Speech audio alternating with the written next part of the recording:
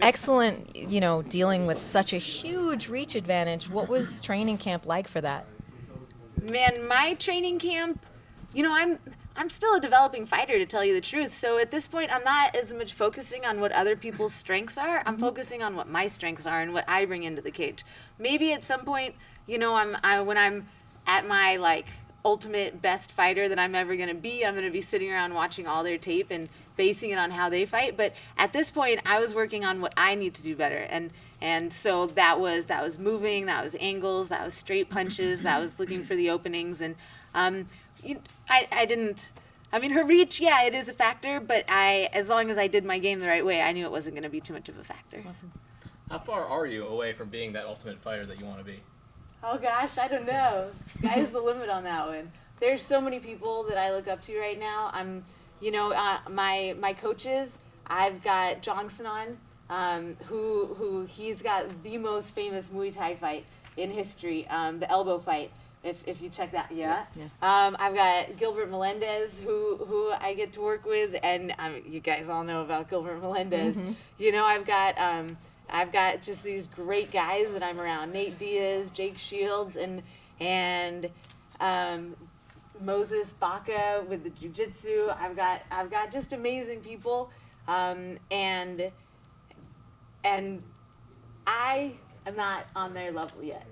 And so for me to be the ultimate fighter, the best fighter ever, I have a lot more to learn and put together with all of them.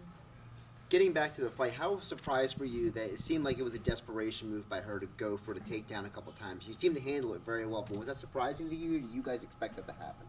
I figured that she was going to go for the takedown, actually. I thought that was going to be a part of her game plan, was to try to come in and take me down, because I know that she trains with a powerhouse of takedown and ground skills.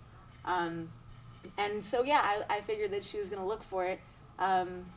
Again, I tend to forget stuff in the fight right afterward, so I know that she caught my leg and that she was looking to take me down there. Was there another one? Yeah, well, the one that you had excellent balance, looked like you were going down, and you kept your balance like almost nothing was going on. The second one you kind of worked your way out of. Good.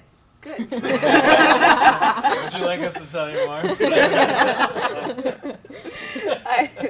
I worked on my takedown defense a whole lot. I've been working wrestling a whole lot. Travis Lee is the wrestling coach at El Nino Training Center, and so I've been working with him and working with a lot of great wrestlers that come out there to get good at that. Working with Gil helps too, obviously. So. Yeah, even just watching him, being in the same room as him, I'm like, I think I got better. Getting that first UFC win under your belt, what's next for you? Another one. A huge training camp. Getting this fight was a 5-week training camp. But once I found out who the opponent was, I was like, I got to go for it. This is a great opponent for me.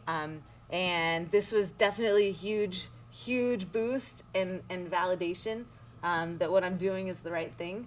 And so I'm going to take all this and just put it right back into a really, really high-intensity training camp.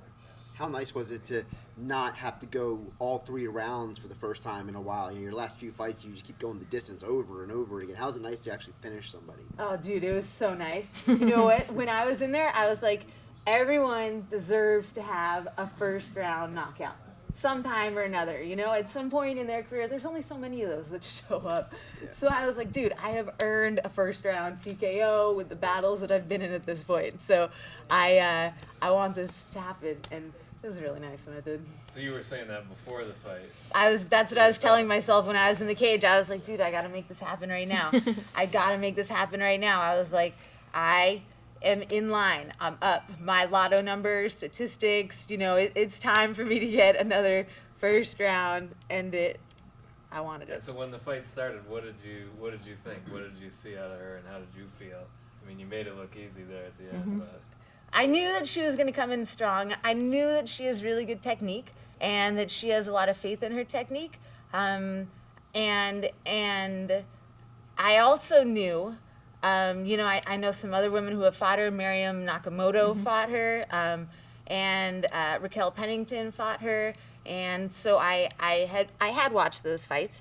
And so I'd seen the way that she reacts to punches, especially the harder punches. And so I was thinking a lot about how I was going to watch for once I stung her to go in for the kill after that. Nice. Thanks. How soon do you want to get back in the cage I'm gonna at figure out this this point? water. Oh, go for it. I don't know. I hope that I can get back into the cage in 3 months. I figure, I'm not hurt, which is awesome, which is great every time. I thank my coaches and everyone that I got to train with for that.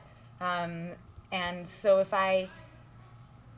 there's Nate Diaz said it one time about how in fighting, how you go through the phases where you're just training, you're getting better at everything, you're learning new stuff, maybe you're not good at it, but you're learning it, and then you get a fight scheduled and you stop learning new stuff and you just get good at what you're good at. You like sharpen your knives, you sharpen your tools, and then you go in and you fight.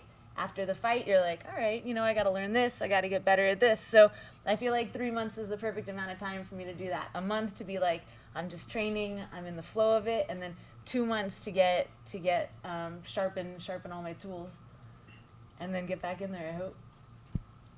What are you going to do now that people are really intimidated by you?